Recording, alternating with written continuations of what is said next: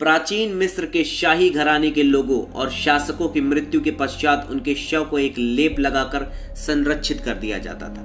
वे मानते थे कि मौत के बाद भी जिंदगी है, इसीलिए मृत्यु के बाद उनके शव के साथ जरूरत की सारी वस्तुएं और उनके रक्षकों को भी दफना दिया जाता था। So welcome to K2WN facts. अभी आपके सामने मैं लेकर आया हूँ पिरामिड से जुड़े बहुत सारे रहस्य, तो आप वीडियो को लास्ट तक देखिएगा और अगर आप हमारे चैनल पर नए हैं तो जल्दी से हमारे चैनल को सब्सक्राइब कर लीजिएगा। तो टाइम ना वेस्ट करते हुए चलिए बढ़ते हैं आगे वीडियो में। मिस्र के पिरामिड अपने भीमकाय आकार, अनूठी संरचना और मजबूती के लिए तो जगत में प्रसिद्ध है ही है, लेकिन उससे भी कहीं अधिक प्रसिद्ध है अपने जादुई प्रभाव के लिए।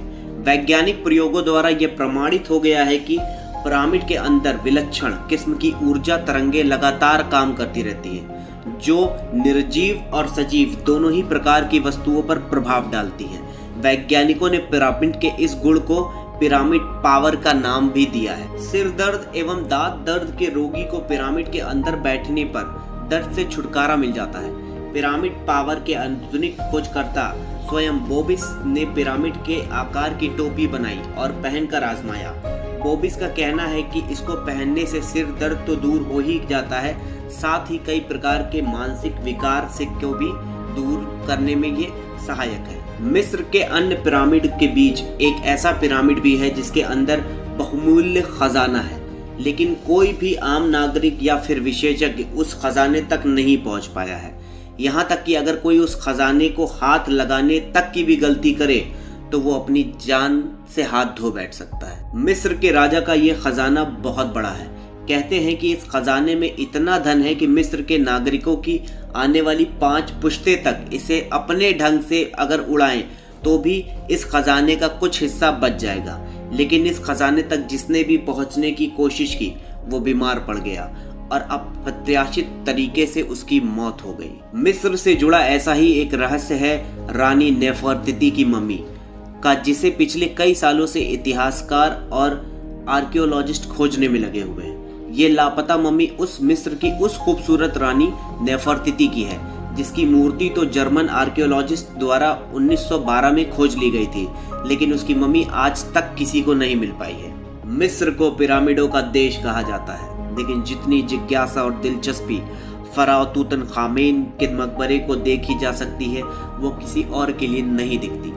जब फराओ के मकबरे को तलाश किया गया तो उसकी मम्मी के पास से सोने चांदी और बहुमूल्य रत्नों से जड़े आभूषण पाए गए। रिसर्च में पता चलता है कि तूतनखामेन मात्र 9 वर्ष की उम्र में सम्राट बन गया और मात्र 19 साल की उम्र में उसकी मृत्यु भी हो गई। ये उन चंद सम्राटों में एक था जिसे मिस्रवादी देवता मानते थे। वैसे मिस्र में कई पिरामिड हैं, पर इनमें से गीजा का ग्रेट पिरामिड दुनिया के 7 अजूबों में शामिल है।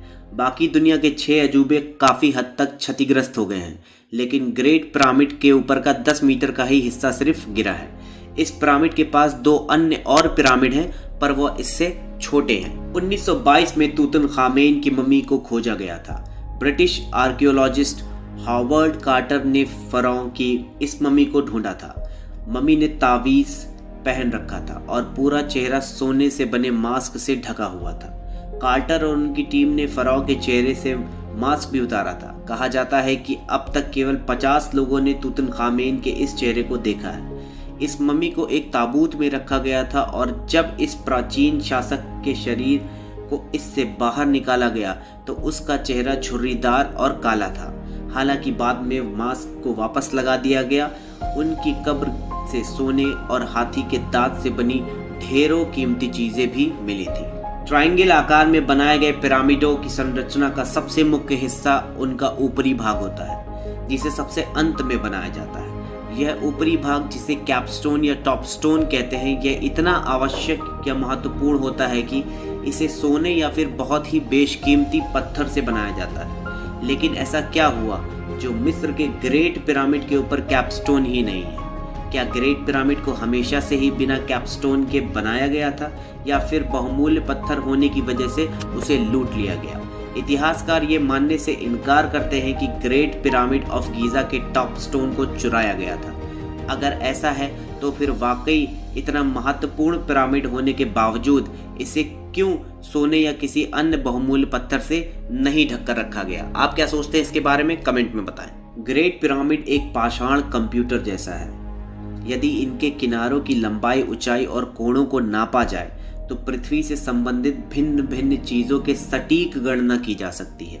ग्रेट पिरामिड में पत्थरों का प्रयोग इस प्रकार किया गया है कि इसके भीतर का तापमान हमेशा स्थिर और पृथ्वी के औसत तापमान यानी कि 20 डिग्री सेल्सियस के बराबर रहता है। यदि इनके पत्थरों को 30 सेंटीमीटर मोटे टुकड़ों में काट दिया जाए तो इनसे फ्रांस के चारों ओर 1 मीटर ऊंची दीवार बनाई जा सकती है। पिरामिड के नींव के चारों कोनों के पत्थरों में बॉल और सॉकेट बनाए गए हैं ताकि ऊष्मा से होने वाले प्रसार और भूकंप से सुरक्षित रहें। मिस्रवासी पिरामिड का इस्तेमाल वेधशाला, कैलेंडर, सनडायल और सूर्य की परिक्रमा में पृथ्वी की गति तथा प्रकाश के वेग को जानने के लिए करते थे। पिरामिड को गणित की जन्म कुंडली भी कहा जाता है, जिससे भविष्य की गणना की जा सकती है। सो दोस्तों, ये वीडियो आपको कैसा लगा जल्दी से बताएं। अगर वीडियो अच्छा लगा हो तो जल्दी से हमारे चैनल को सब्सक्राइब करें, वीडियो को लाइक करें और ऐसे ही अमेजिंग वीडियोस के लिए हमारे चैनल पर विजिट करें। Thank you so much.